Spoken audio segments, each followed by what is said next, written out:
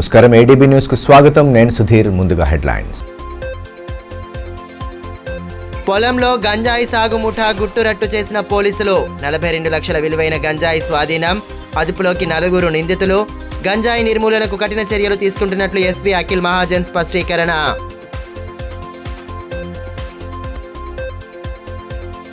ఆదిలాబాద్ను ఆదర్శ మున్సిపాలిటీగా తీర్చిదిద్దాలి. కౌన్సిల్ సమావేశంలో ఎమ్మెల్యే పాయల్ శంకర్ సూచన. అన్ని వార్డుల అభివృద్ధికే పాటు పడతానని మున్సిపల్ చైర్పర్సన్ అనూష వెల్లడి. సమస్యలను కౌన్సిల్ దృష్టికి తీసుకువచ్చిన నూతన కౌన్సిలర్లు.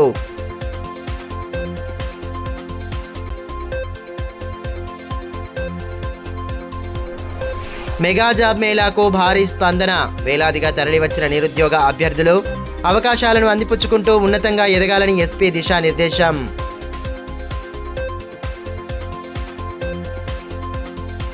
మున్సిపల్ ఎన్నికల అనంతరం కొలువుదీరిన నూతన పాలకవర్గం తొలి సర్వసభ్య సమావేశం రసాభాసగా మారింది. ముందుగా అజెండా ప్రకారం కౌన్సిల్ సభ్యులు చర్చించారు. అజెండాను ఆమోదం తెలిపే సమయంలో నీటి సమస్యపై చర్చించాలంటూ బీజేపీ కౌన్సిల్లో పట్టుబట్టడంతో వాగ్వాదం ప్రారంభమైంది. చివరికి పోలీసులు కల్పించుకొని ఇరు వర్గాల వారిని సముదాయించే ప్రయత్నం చేసినప్పటికీ దాదాపు 2 గంటల పాటు చైర్పర్సన్ కార్యాలయం ఎదుట బీజేపీ నేతలు నిరసన వ్యక్తం చేశారు.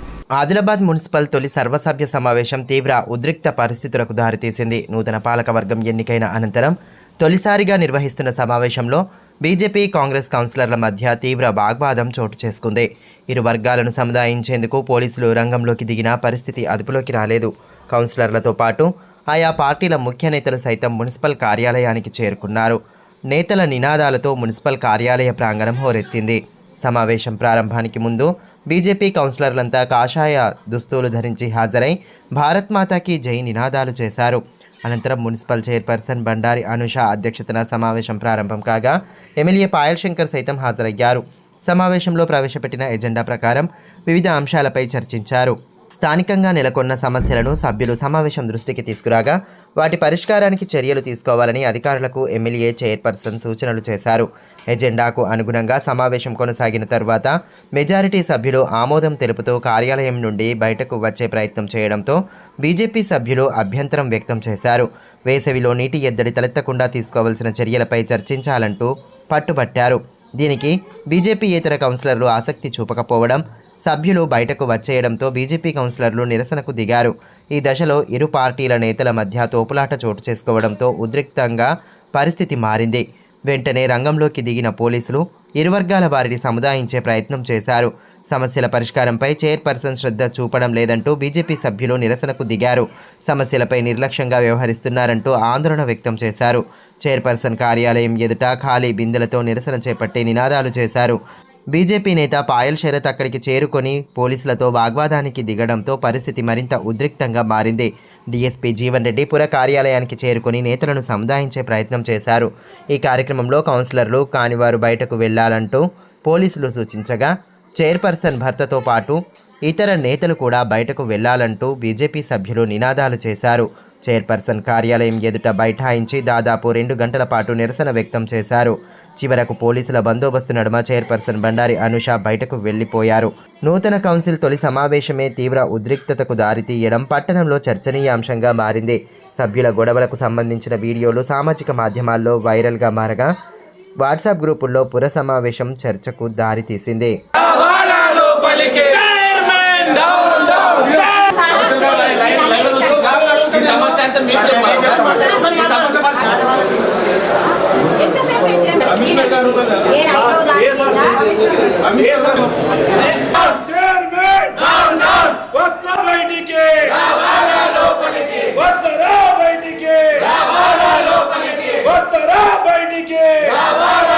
పట్టణాన్ని అన్ని విధాలుగా అభివృద్ధి చేసేందుకు తన వంతుగా ఎల్లవేళలా సహకారం ఉంటుందని ఎమ్మెల్యే పాయల్ శంకర్ అన్నారు. సోమవారం తొలి మున్సిపల్ సర్వసభ్య సమావేశం చైర్పర్సన్ అనూష అధ్యక్షతన నిర్వహించగా MLA Payal Shankar ex officio హోదాలో పాల్గొన్నారు. ఈ సందర్భంగా పలు సమస్యలు, పట్టణ అభివృద్ధికి కేంద్ర ప్రభుత్వం అందిస్తున్న సహకారాన్ని తెలియజేశారు. ఎమ్మెల్యేను chairperson Anusha, vice chairman Mohammed రోహిత్లు శాలువాతో సత్కరించారు. అనంతరం బీఆర్ఎస్ కౌన్సిలర్ వేణుగంటి ప్రకాష్ ప్రమాణ స్వీకారం చేయగా ఎమ్మెల్యే ఆయనకు పుష్పగుచ్చం అందించారు. ఈ కార్యక్రమంలో మున్సిపల్ కమిషనర్ జిరాజు, మున్సిపల్ సిబ్బంది, కౌన్సిలర్లు పాల్గొన్నారు. ఈ సందర్భంగా ఎమ్మెల్యే పాయల్ శంకర్ మాట్లాడుతూ పట్టణాన్ని సర్వాంగ సుందరంగా తీర్చిదిద్దేందుకు ప్రతి ఒక్కరూ భాగస్వామ్యులు కావాలన్నారు. తన వంతుగా కేంద్రం నుంచి నిధులు తీసుకువస్తానని తెలిపారు. అమృత్ పథకంలో ఇప్పటికే నిధులు వచ్చాయని, పనులు కొనసాగుతున్నాయన్నారు. కౌన్సిలర్ల సమస్యలను ఎప్పటికప్పుడు తెలుసుకుంటూ వాటి పరిష్కారం చేయాలని సూచించారు. ఎయిర్పోర్టు అయిన తరువాత ఆదిలాబాద్ భవిష్యత్తు మారుతుందన్నారు. మున్సిపల్ చైర్పర్సన్ బండారి అనుష మాట్లాడుతూ పార్టీలకు అతీతంగా అన్ని వార్డుల అభివృద్ధికి పాటుపడుతున్నట్లు తెలిపారు. ఏడాదిన్నర కాలం నుండి పాలకవర్గం లేకపోవడంతో సమస్యలు పేరుకుపోయాయని, వాటి పరిష్కారంపై ప్రత్యేక దృష్టి సారించినట్లు పేర్కొన్నారు. ప్రతి వార్డులో తాను స్వయంగా పర్యటించి సమస్యలను గుర్తించి ప్రాధాన్యత క్రమంలో పరిష్కరించేలా చర్యలు తీసుకుంటామన్నారు. మరి 2.5 years నుంచి ఎమ్మెల్యే గారు ఉన్నారు. మీ ఎమ్మెల్యే గారు ఏం చేసిండ్రు ఆదిలాబాద్కి చూపెట్టుండ్రు, మీరు ఒక్కటన్నా చూపెట్టుండ్రి, మేము దానికి సమాధానం చెప్తాం. ఎందుకంటే మీరు కనీసం ఒక 6 నెలలు చూసిన తర్వాత మేడం మాకు న్యాయం జరగలేదంటే దానికి నేను ఆన్సర్ ఇస్తాను. మీరు కౌన్సిల్ అయ్యి కనీసము 15 రోజులైంది నేను ఛార్జ్ తీసుకొని, నేను మీ వార్డులు కూడా 2-3 వార్డులు నేను ఫస్ట్ బీజేపీ వార్డులు తిరిగినా, అయినా కూడా మీరు దాన్ని గుర్తించకుండా 1 hour ఉన్న సమావేశానికి మీరు 2.5 hours చేసిండ్రు. ఎమ్మెల్యే సార్ వెళ్ళిపోయినాక 1 hour నడిచింది సమావేశం. దానికి మీరు ఒక్కసారి ఆలోచించాలి. ఎందుకంటే మీరు రౌడీయిజం చేస్తామనుకుంటున్నారు, మీరు రౌడీయిజం చేసుకోండి, మేము మాత్రం ఆదిలాబాద్ పట్టణ అభివృద్ధి చేసి చూపిస్తాం. నేను వాళ్ళు అడిగిన ప్రతి ఒక్క క్వశ్చన్కి ఆన్సర్ ఇచ్చినాం. ఎందుకంటే మన కౌన్సిల్ 1.5 year నుంచి లేదు. దీన్ని మీరు దృష్టిలో పెట్టుకోవాలి. నేను ఆల్రెడీ ఫస్ట్ నుండి మెన్షన్ చేస్తున్నా, 49 వార్డ్స్ కూడా నా వార్డ్స్ అని ప్రత్యేకంగా నేను గెలిచిన ప్రతిరోజు ఇదే మాట చెప్తున్నా. కానీ వీళ్ళు దృష్టిలో పెట్టుకోకుండా ఏదో చిల్లర దందాలు చేస్తామనుకొని వచ్చేసిండ్రు ఇక్కడికి. ప్రైవేటు రంగంలో ఉన్న ఉద్యోగ అవకాశాలను అందిపుచ్చుకుంటూ యువత ఉన్నతంగా ఎదగాలని జిల్లా ఎస్పీ అఖిల్ మహాజన్ సూచించారు. మంగళవారం ఏఆర్ హెడ్ క్వార్టర్స్లో పోలీసు శాఖ ఆధ్వర్యంలో ఏర్పాటు చేసిన మెగా జాబ్ మేళాకు విశేషమైన స్పందన లభించింది. దాదాపు 7,500 మంది నిరుద్యోగ యువతీ యువకులు జాబ్ మేళాకు హాజరు కావడంతో పరేడ్ మైదానం కిక్కిరిసి కనిపించింది. జిల్లా కేంద్రం నుండే కాకుండా వివిధ మండలాల నుండి భారీ ఎత్తున నిరుద్యోగ యువతీ యువకులు హాజరు కాగా కంపెనీల వారీగా కౌంటర్లను ఏర్పాటు చేసి టోకెన్లు ఇచ్చారు. ఆయా కంపెనీల ప్రతినిధులు అభ్యర్థుల ధృవపత్రాలను పరిశీలించి ఇంటర్వ్యూలు నిర్వహించారు. తమ వద్ద ఉన్న ఉద్యోగాలు, వేతనాల వివరాలను తెలియచేసి సరైన అభ్యర్థులను ఎంపిక చేశారు. అనంతరం ఉద్యోగాలకు ఎంపికైన వారికి అతిథులు నియామక పత్రాలు అందించారు. జిల్లా ప్రధాన న్యాయమూర్తి ఎం ప్రభాకర్ రావు, ఎమ్మెల్యే పాయల్ శంకర్, కాంగ్రెస్ నియోజకవర్గ ఇన్ఛార్జ్ కంది శ్రీనివాసరెడ్డి, గ్రంథాలయ సంస్థ చైర్మన్ మల్లెపూల నర్సయ్య, మాజీ డీసీసీబీ చైర్మన్ అడ్డి భోజారెడ్డి, అదనపు ఎస్పీ మౌనిక, ఏఎస్పీ సురేందర్ రావుతో పాటు పోలీసు అధికారులు పాల్గొన్నారు. ఈ సందర్భంగా జిల్లా ఎస్పీ అఖిల్ మహాజన్ మాట్లాడుతూ ప్రస్తుత కాలంలో ప్రతి ఒక్కరికి ప్రభుత్వ ఉద్యోగాలు రావడం కష్టమన్నారు. ప్రైవేటు రంగంలోనూ అపార అవకాశాలు ఉన్నాయని, వాటిని అందిపుచ్చుకోవాలని అన్నారు. ఆదిలాబాద్లోనే కాకుండా ఇతర ప్రాంతాల్లోనూ పనిచేసేందుకు సంసిద్ధంగా ఉండాలని సూచించారు. ఉద్యోగంలో చేరిన తర్వాత చాలామంది వెనక్కి వస్తున్నట్లు తెలిసిందని, ఉద్యోగంలో అనుభవం సాధిస్తే మంచి అవకాశాలు వెతుక్కుంటూ వస్తాయని తెలిపారు. ఆదిలాబాద్ జిల్లాలో ఆదిలాబాద్ పట్టణంలో మనం ఈ జాబ్ మేళా ఇక్కడ ఏర్పాటు చేయడం జరిగింది. ఈ జాబ్ మేళాలో కూడా దాదాపు ఇప్పటివరకు 2500 to 3000 యూత్ ఇక్కడ వచ్చి జాబ్ కోసం వచ్చారు. త్వరగా ఇది కూడా స్టార్ట్ అవుతుంది. దాదాపు 60-65 కంపెనీస్ హైదరాబాద్ నుంచి, లోకల్ ఆదిలాబాద్ నుంచి, నిజామాబాద్ నుంచి, కరీంనగర్ నుంచి రావడం జరిగింది. ఇప్పుడు రిజిస్ట్రేషన్స్ కూడా నడుస్తున్నాయి, ఇంకా కూడా కొంతమంది వస్తూ ఉంటున్నారు. ఇది త్వరగా ఇది స్టార్ట్ అయిన తర్వాత మన యూత్కి మెయిన్ ఉద్దేశం ఏంటి అంటే ఇక్కడ ఆదిలాబాద్లో యూత్కి వాళ్ళకి ఒక జాబ్ వాళ్ళకి ఇప్పించాలి. సో దట్ వాళ్ళు కూడా హైదరాబాద్ పోతే అట్లీస్ట్ ఒక జాబ్ నుంచి స్టార్ట్ చేస్తే వాళ్ళకి ఇంకా అవకాశం అక్కడ హైదరాబాద్లో దొరుకుతుంది. మళ్ళీ వాళ్ళు సొంతంగా అక్కడ ట్రై చేసి కొత్త జాబ్ లేకపోతే షిఫ్ట్ కావడం, లేకపోతే అదే జాబ్లో ఉండడం వాళ్ళు ట్రై చేస్తే వాళ్ళు కూడా ప్రపంచం ఎట్లా ఉంటుంది తెలుస్తుంది. ఆ ఉద్దేశంతో మనం ఇది జాబ్ మేళా ఏర్పాటు చేయడం జరిగింది. జిల్లా వ్యాప్తంగా గంజాయి నిర్మూలనే లక్ష్యంగా పోలీసు యంత్రాంగం కృషి చేస్తోందని, ఇందుకు ప్రతి ఒక్కరూ సహాయ సహకారాలు అందించాలని ఎస్పీ అఖిల్ మహాజన్ సూచించారు. గంజాయి వంటి అలవాట్ల బారిన పడితే యువత భవిష్యత్తు నాశనమవుతుందని అన్నారు.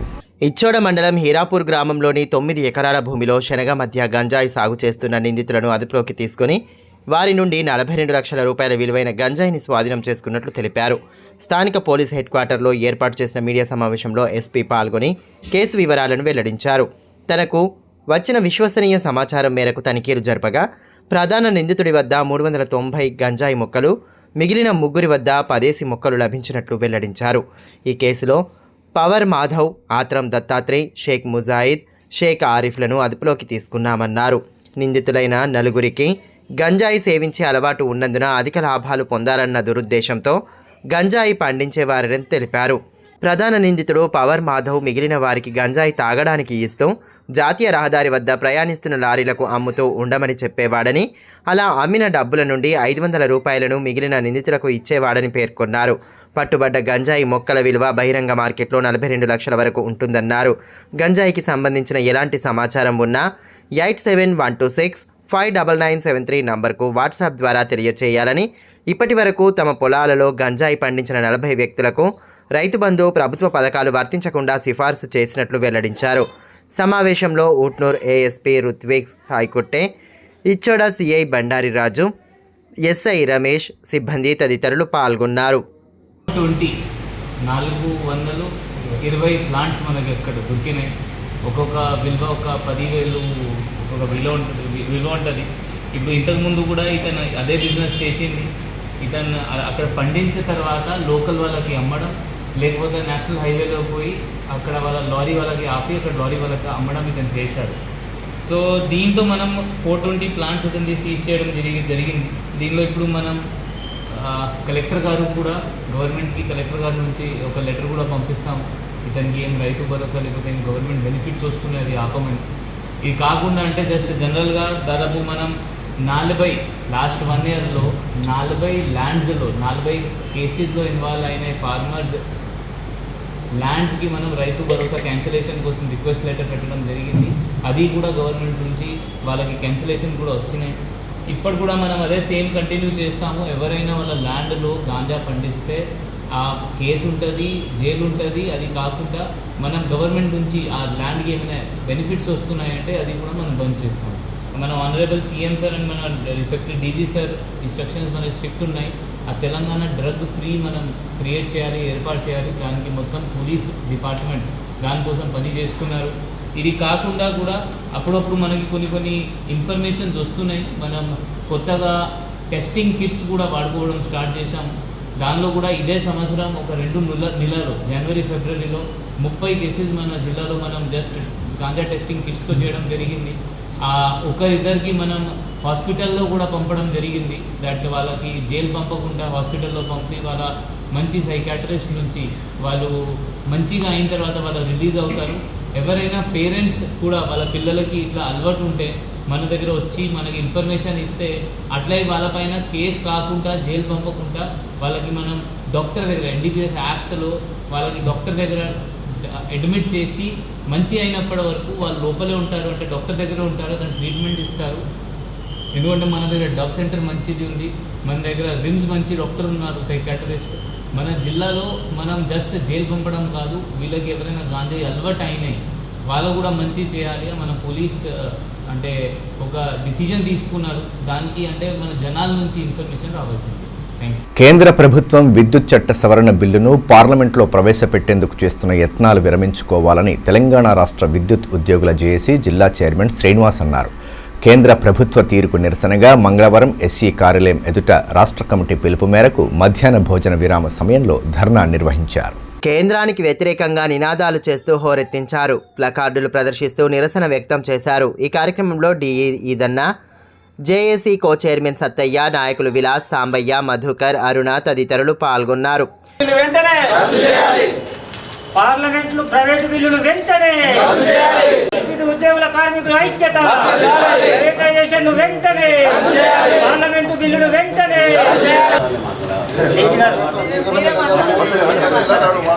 వెంటనే 2025 బిల్లును వెంటనే 2025 బిల్లును వెంటనే, కార్మికుల ఐక్యత, కార్మికుల ఐక్యత. ఈ సందర్భంగా విద్యుత్ ఉద్యోగుల జేఏసీ చైర్మన్ శ్రీనివాస్ మాట్లాడుతూ, కేంద్ర ప్రభుత్వం విద్యుత్ను ప్రైవేటీకరించడంలో భాగంగా సవరణ చట్టం 2025ను ఈ నెల 12 నుంచి జరిగే పార్లమెంటు సమావేశాల్లో ప్రవేశపెట్టేందుకు యత్నాలు చేస్తుందన్నారు. ప్రైవేటీకరణ వల్ల పేదలకు వచ్చే సబ్సిడీ ఆగిపోతుందన్నారు. దీంతో పాటు ఉద్యోగులకు కూడా నష్టం కలుగుతుందన్నారు. ప్రైవేటీకరణకు వ్యతిరేకంగా ఉద్యోగులు ఈ నెల 12న దేశవ్యాప్తంగా ఒకరోజు సమ్మె చేపడుతున్నారని తెలిపారు. ఉద్యోగుల సమస్యలను గుర్తించి సంస్థను ప్రైవేటు పరం చేయాలన్న నిర్ణయాన్ని కేంద్రం వెనక్కి తీసుకోవాలన్నారు. సంస్థతో పాటు ఉద్యోగుల భవిష్యత్తుకు ఉద్యమించాలని పిలుపునిచ్చారు. 2025 కేంద్రం నాడు తీసుకొచ్చిన విద్యుత్ ప్రైవేటీకరణ బిల్లును వ్యతిరేకంగా ఈరోజు మధ్యాహ్నం లంచ్ అవర్లో ఈ డెమాన్స్ట్రేషన్ అన్ని యూనియన్లు, అన్ని అసోసియేషన్లు కలిపి ఏర్పాటు చేయడం జరిగింది జేఏసీ తరపు నుంచి. దీనికి ముఖ్య ఉద్దేశం ఏంటంటే ఈ నెల 12 తారీఖు నాడు పార్లమెంట్లో విద్యుత్తును ప్రైవేటీకరించడానికి ఒక చట్టం తీసుకురావడానికి బిల్లును ప్రవేశపెట్టబోతున్నారు. దేశంలో ఉన్న 26 లక్షల మంది విద్యుత్ ఉద్యోగులు 12 తారీఖు నాడు ఒకరోజు స్ట్రైక్ నోటీస్ ఇవ్వడం జరిగింది. ఆ స్ట్రైక్కు అనుగుణంగా ఈరోజు ఈ మధ్యాహ్న భోజన సమయంలో మేము ధర్నా ప్రోగ్రాం నిర్వహించడం జరుగుతుంది. విద్యుత్ సంస్థలను పూర్తిగా ప్రైవేటీకరించి ప్రైవేటు సంస్థలకు అప్పచెప్పి విద్యుత్ ఉద్యోగుల పొట్టగొట్టాలని చూస్తున్నటువంటి ఈ చట్టాలకు వ్యతిరేకంగా ఈరోజు ఈ ధర్నా ప్రోగ్రాం నిర్వహించడం జరుగుతుంది.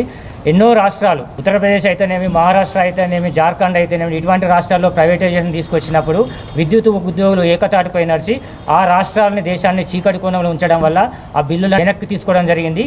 ఈరోజు కూడా అదే జరగబోతుంది. విద్యుత్ ఉద్యోగుల పొట్టగొట్టే ఈ కార్యక్రమాన్ని తద్వారా నిమ్న జాతులకు, పేద వర్గాలకు ఎవరికైతే సబ్సిడీలు అందుతున్నాయో ఈ సబ్సిడీలు రాకుండా పూర్తి ప్రైవేటు పరం చేసి అటు ప్రజలను ఇటు విద్యుత్ ఉద్యోగులను రోడ్డు పాలు చేసే ఈ చట్టానికి వ్యతిరేకంగా ఈరోజు ధర్నా ప్రోగ్రాం చేయడం జరుగుతుంది. అదేవిధంగా 12 తారీఖు నాడు విద్యుత్ ఉద్యోగులు దేశవ్యాప్త సమ్మెను విజయవంతం చేయడం అనుగుణంగా ఈరోజు ఈ లంచ్ అవర్ డెమాన్స్ట్రేషన్ ఇవ్వడం జరుగుతుంది. కేంద్ర ప్రభుత్వం వెంటనే ప్రైవేట్ పెట్టబోతున్నట్టు ఈ ప్రైవేటీకరణ బిల్లును వెనక్కి తీసుకోవాలని మేము జేఏసీ తర్వాత డిమాండ్ చేస్తాం. ప్రజాపాలన ప్రగతి ప్రణాళికలో భాగంగా తలమడుగు మండల కేంద్రంలోని పీహెచ్సిలో వైద్య శిబిరాన్ని ఏర్పాటు చేశారు. రిమ్స్ నుండి వచ్చిన వైద్య బృందం శిబిరంలో పాల్గొని గ్రామస్తులకు పరీక్షలు జరిపారు. అనంతరం ఆరోగ్యపరంగా తీసుకోవాల్సిన జాగ్రత్తలను వివరించారు. వైద్య శిబిరంతో పాటు గ్రామంలో నిర్వహిస్తున్న పారిశుద్ధ్య కార్యక్రమాలను అధికారులు పర్యవేక్షించారు. బాలుర వసతి గృహాన్ని పరిశీలించి సిబ్బందికి పలు సూచనలు చేశారు. మండల ప్రత్యేక అధికారి ప్రవీణ్ రెడ్డి, తహసీల్దార్ రాజమోహన్, ఎంపీడీఓ శంకర్, సర్పంచ్ చంటే, వైద్యులు హరీష్, దివ్యజ్యోతి, వినోద్, కృష్ణ, హెచ్డబ్ల్యూఓ నర్సింలు, పంచాయతీ కార్యదర్శి గజానన్ తదితరులు పాల్గొన్నారు.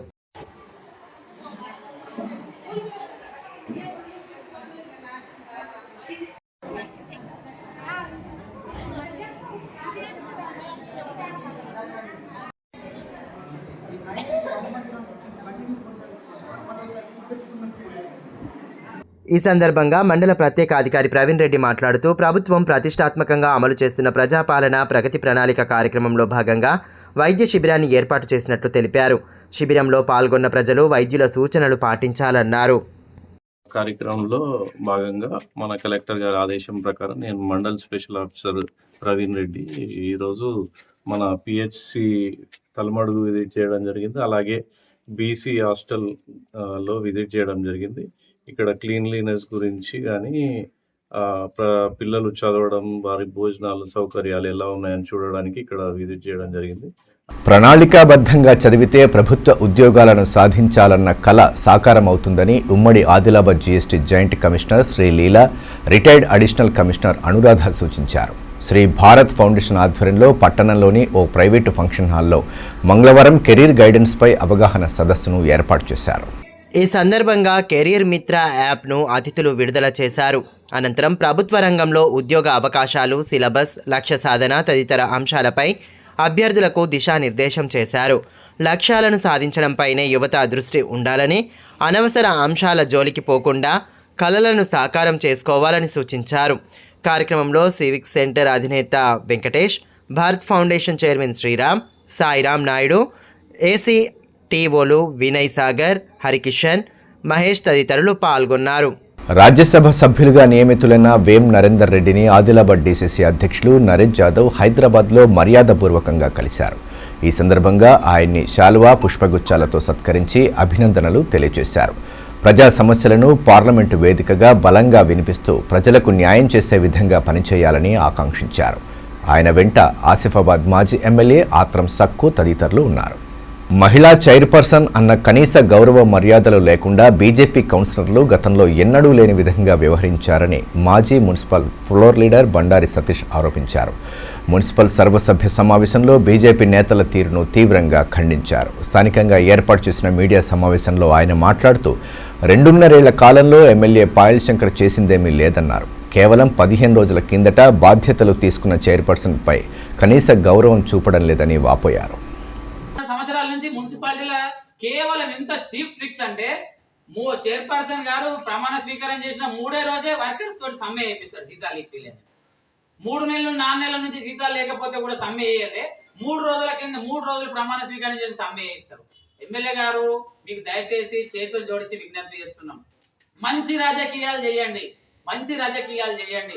అంతేగాని చిల్లర రాజకీయాలు చేసి ఒక మహిళల్ని అంతర్జాతీయ మహిళా దినోత్సవ సంబరాలు నడిచే టైంలో కూడా ఈ మహిళల్ని హింసించడం అనేది ఇది కరెక్ట్ కాదు.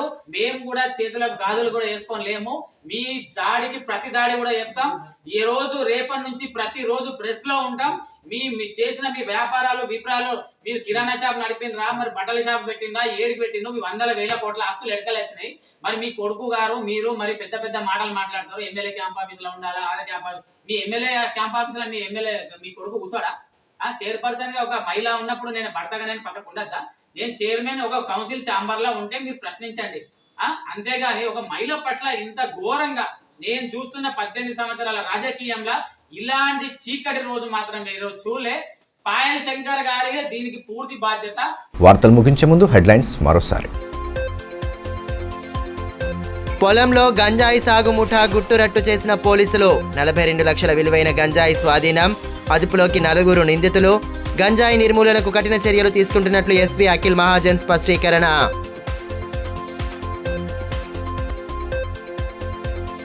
ఆదిలాబాద్ను ఆదర్శ మున్సిపాలిటీగా తీర్చిదిద్దాలి. కౌన్సిల్ సమావేశంలో ఎమ్మెల్యే పాయల్ శంకర్ సూచన. అన్ని వార్డుల అభివృద్ధికే పాటు పడతానని మున్సిపల్ చైర్పర్సన్ అనూష వెల్లడి. సమస్యలను కౌన్సిల్ దృష్టికి తీసుకువచ్చిన నూతన కౌన్సిలర్లు.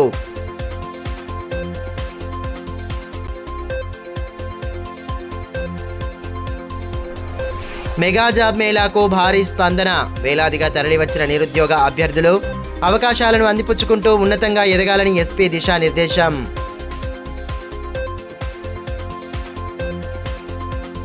ఈ వార్తలు ఇంతటితో సమాప్తం. తిరిగి ప్రసారమయ్యే మరో బులెటిన్లో మళ్ళీ కలుసుకుందాం. అంతవరకు సెలవు. నమస్కారం.